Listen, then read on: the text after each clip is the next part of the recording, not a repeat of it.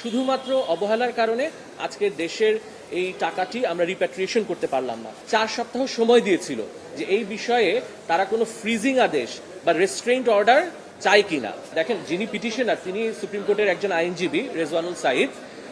তিনি বাংলাদেশের rule of law, accountability, transparency, দেখেন আমাদের আপনারা জানেন যে বিগত 15 বছরে বাংলাদেশে দুর্নীতি যে পর্যায়ে চলে গিয়েছিল, মানি লন্ডারিং যে পর্যায়ে চলে গিয়েছিল, এই বিষয়গুলো যদি আমরা এখন আদালতের মধ্যে দৃষ্টিতে না আনি, তাহলে বিষয়গুলো হবে কি, যারা এই দুর্নীতি মানি লন্ডারিং এর সাথে জড়িত তারা এক ধরনের পার্ডন পেয়ে যাবে।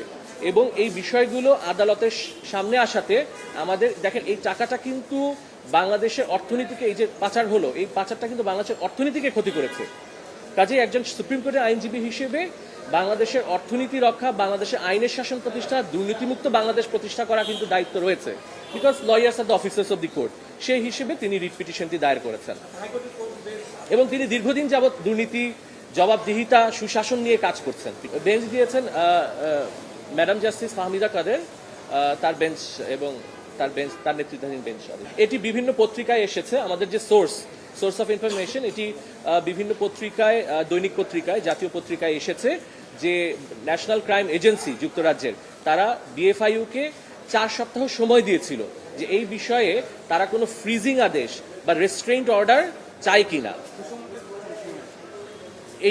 এটা বিগত জুন জুলাইয়ের দিকে, এই বছর জুন জুলাইয়ের দিকে 4 সপ্তাহের জন্য তারা টাকাটা হেল্ড আপ করে রেখেছিল যে এর মধ্যে যদি বাংলাদেশ সরকার তাদেরকে কিছু না জানায় তাহলে টাকাটা তারা আর এটা নিয়ে আগাবে না। এবং যিনি অভিযুক্ত ব্যক্তি তাকে জিজ্ঞেস করা হয়েছিল ন্যাশনাল ক্রাইম এজেন্সি থেকে যে আপনার এটা সোর্স কোথায়, তিনি সন্তোষমূলক জবাব দিতে পারেননি national crime agency.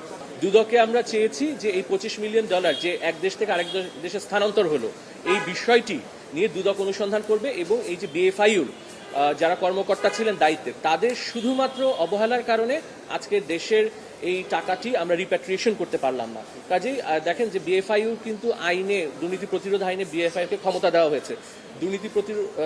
Money laundering প্রতিরোধ আইন 2012-তে বিএফআইইউর গঠন, বিএফআইইউর ক্ষমতা সবকিছু উল্লেখ করা আছে। এখন বিএফআইইউ যদি যারা তাদেরকে রিপোর্ট করছে, ন্যাশনাল ক্রাইম এজেন্সি রিপোর্ট থাকা সত্ত্বেও বিএফআইইউ যদি আইনগত ব্যবস্থা না গ্রহণ করে, এটা তাদের আইনগত যে যথাযথ দায়িত্ব এটা পালন করছে না। এই জন্য আমরাও চাচ্ছি তারা জবাবদিহিতার মধ্যে আসুক বিএফআইইউ।